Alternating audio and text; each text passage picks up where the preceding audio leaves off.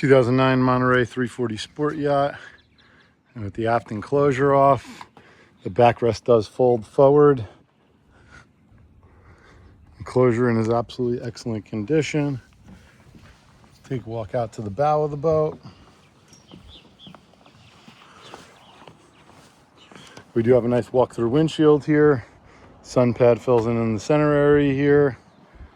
A great walk around, plenty of access. Right up to your anchor windlass in the front, foot pedals, remote spotlight. We got fender holders mounted on either side. And boat is equipped with a hard top. You see the enclosure is in excellent condition all the way around. Newer Raymarine electronics.